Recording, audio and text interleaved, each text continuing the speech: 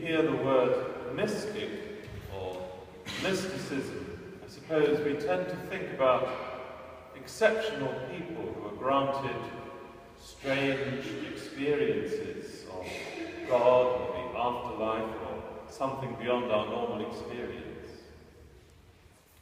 But in the true sense of the word, every follower of Christ is called to be a mystic. Because the word really means someone whose faith goes deeper than the surface, deeper than the merely formal approach to religion. Someone who knows from some kind of personal experience that God loves them, and who loves God and their neighbour in return, or at least tries to, not just as a duty, but as a heartfelt response to this love of God which has entered their lives. And this experience is described classically and graphically in our first reading by the prophet Jeremiah. He uses the language of romantic love. He has been seduced by God. There is a fire burning in his heart when he tries to forget about God. Perhaps such experiences are more common than we think. From time to time, social scientists do surveys of religious experience among the population at large, not just those who go to church. And many people apparently report having different kinds of experiences like this. But if that is true, it raises a very important question for all of us. What is the connection between experiences like that and the more normal, more regular life of the church or other religions with our beliefs and our moral teaching? The great writer C.S. Lewis once had a fascinating encounter with a man who told him that during the Second World War he had been in the desert in Egypt, as many had been fighting there. He said one day he was there on his own early in the morning and he was overwhelmed by an experience of God or of something holy and transcendent. Perhaps rather like the experiences that the Israelites had when they were in the desert.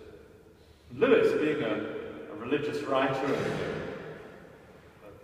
a fervent Christian himself, was fascinated to know what effect this experience had on the man. So, what did you do about it, he said, when the war ended and you came back to England? You can imagine the disappointment when the man just sort of shrugged his shoulders and said, "Oh, well, I just forgot all about it."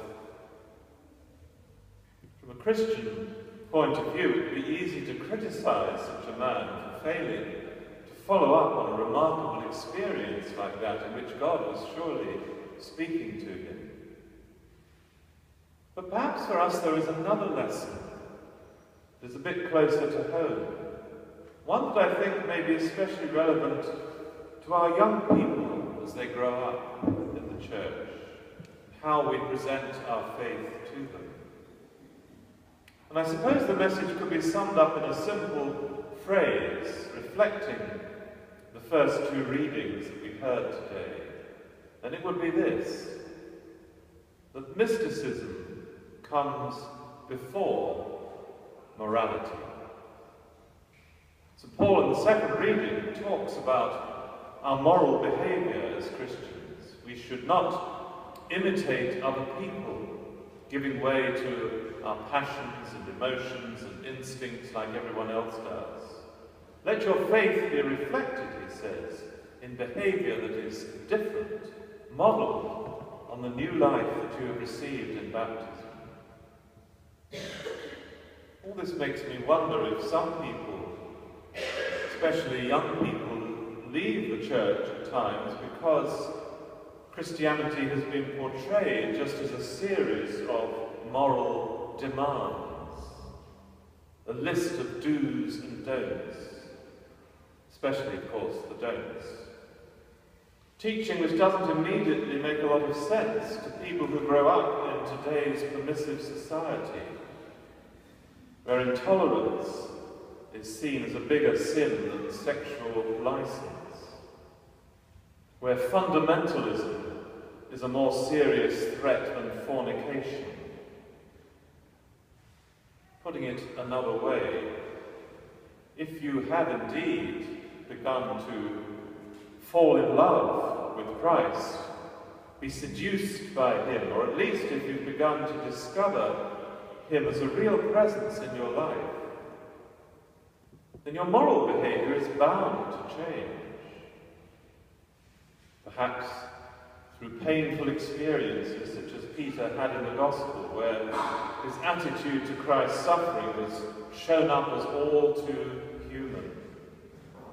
You begin to realize that certain ways of thinking, of speaking and of acting can lead to true joy and deepening friendship with Christ and communion with others,